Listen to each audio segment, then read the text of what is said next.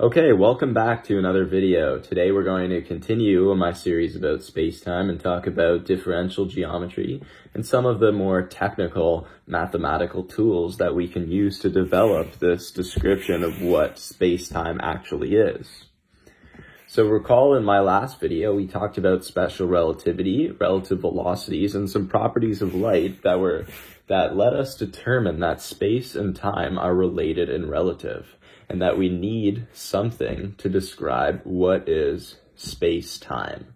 So today we're going to be talking about Euclidean space, and then develop some ideas about topological spaces, and then how we can describe space-time. And we will talk more about the actual definition of space-time in my next video. So let's begin with the familiar idea, at least, of a Euclidean space.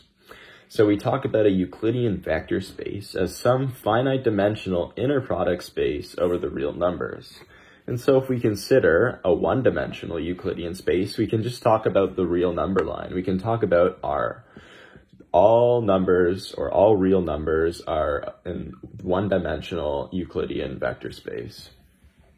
Then we can talk about R2 or two dimensions. This is also Euclidean vector space. And we can think of this as the set of all points x and y. And then we can keep going. We can define three-dimensional Euclidean space, R3. We can think of the set of all points x, y, and z. And you can picture this that we can develop any number of natural number dimensions that we want. So we could talk about R to the 27th.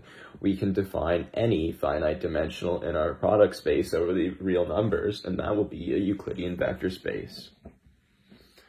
So now we need something a little bit more abstract and general to define space-time. It's not enough to define space-time as a Euclidean space. It's too basic.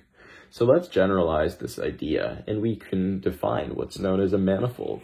So let's fix an arbitrary natural number n, and we say that an n-dimensional manifold is a topological space or some space such that each point on the space has a certain neighborhood that is equivalent or homeomorphic to n-dimensional Euclidean space. So what does this mean? Well, here's a manifold, and we can picture this as, well, this is a three-dimensional manifold. And we can picture a certain point really, really close on the surface of this manifold will resemble three-dimensional Euclidean space. And same with this other topological space. We can zoom in really, really close on some certain area of it, and that certain area represents some three-dimensional Euclidean space. So now let's get even more abstract. Let's generalize the notion of a set. So we can talk about the set of real numbers as we did before with Euclidean spaces. The set of all real numbers is just really a set of objects. Why do we even need to define it as a set of numbers? Why can't we define a set of any objects?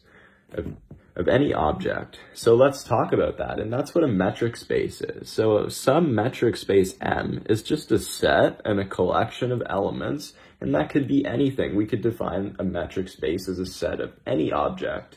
I could make up my own symbols and put it in a set and call it a metric space, so long as I provide it with a given metric. And a metric is some function rho that maps elements of the metric space M to some real positive number.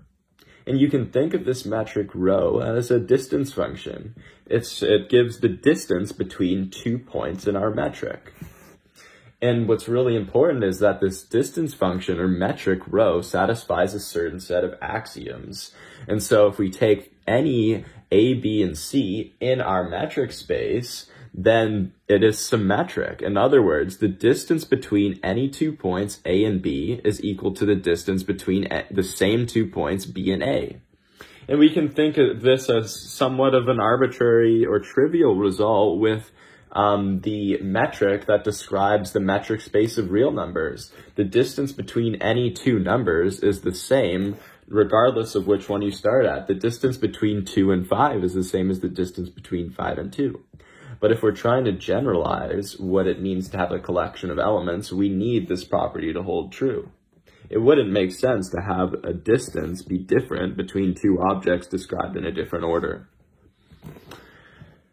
And similarly, if we have two elements that are equal, so if A equals B, then the distance between A and B should be 0. And this is also somewhat of a trivial result with real numbers. The distance between any two numbers that are the same is always 0. The distance between 5 and 5 is 0. The distance between 4 and 4 is 0. If A is equal to B, then the distance function, or our metric rho of AB, is 0.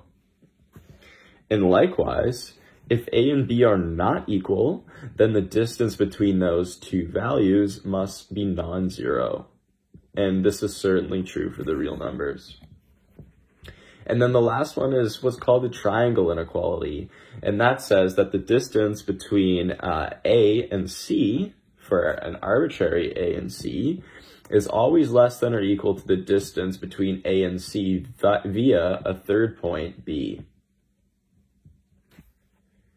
And so I've talked a little bit about how these axioms are satisfied with the metric that describes a Euclidean space, but let's actually prove that R to the n, or a Euclidean space, or Euclidean vector space, is actually a metric space.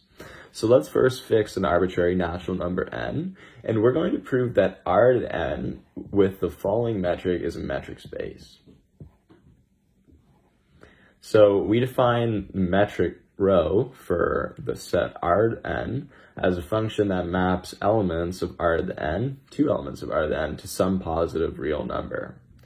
And that's simply defined as the norm of the distance between those two vectors, A and B.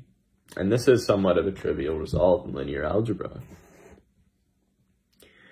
So let's let A, B, and C be vectors in R to n. We're going to say that for any of those A, B, and C, there always exists some real numbers, x1, x2, and so forth, such that the vector x can be expressed as a column vector in terms of those real number scalars. So for the vector A, we can express that as a1, a2, all the way to an. And for the vector B, we can express that as b1, b2, up to b sub n, and same with the vector C. And this will be useful in our proof.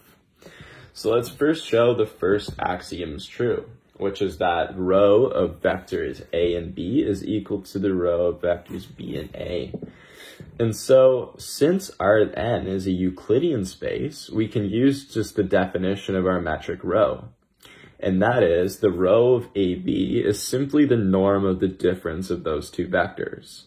And if we use our column vectors that we described on the previous slide, we can express that as a sum using the Pythagorean theorem in n-dimensional Euclidean space. So then we make the following observation, and that's for any I between 1 and n, we have this following symmetric relationship. We have a sub I minus b sub I squared is the same as b sub I minus a sub I squared. And if we put that together with the previous line, then that means that we've shown the following property to be true.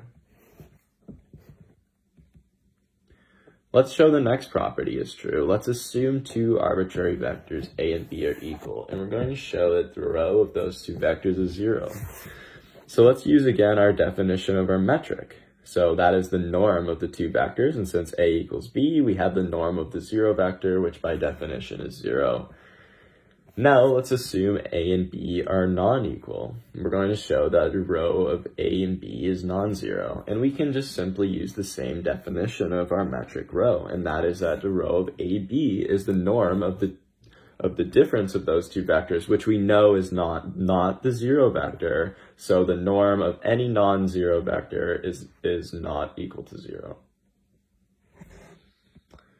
And the triangle inequality is true in R to the n, and it just follows directly from the definition of our metric rho.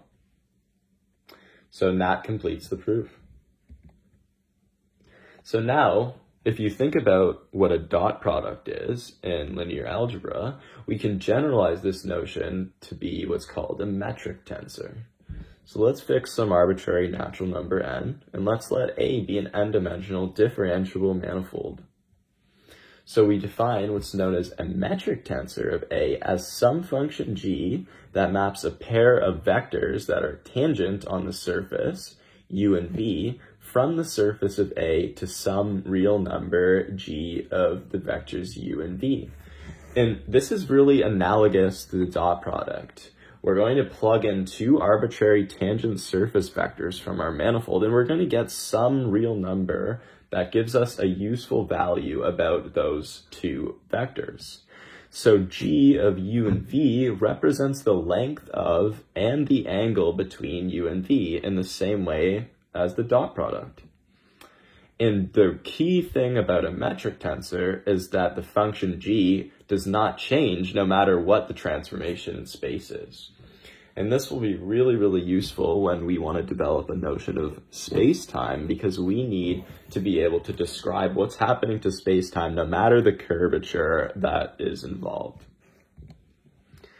Another thing we're going to need to talk about is what's called the Riemannian manifold. So let's fix an arbitrary natural number n, and we're going to let M be an n-dimensional differentiable manifold. We say M is a Riemannian manifold if and only if M is also a metric space, given some metric rho that would of course satisfy all of the axioms that we proved previously.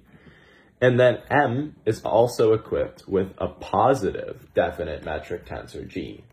And so that means that G gives us only positive values in its codomain. And later we'll talk about a pseudo-Riemannian manifold in our definition of space-time, which means that it can give also negative values, or G can also output negative values. And a key property here is that the derivative of our metric rho is actually just the metric tensor G itself. And now another key property, and this is really useful in our definition of space-time that's to come, is that the curve that connects 2 points with the smallest length in our manifold M that is given by G is called a geodesic. And so that is our mathematical background that will let us describe formally and, of course, informally the definition of space-time as described by Einstein. And so that's what we'll talk about in my next video. Hope to see you then. Thanks for watching. Take care.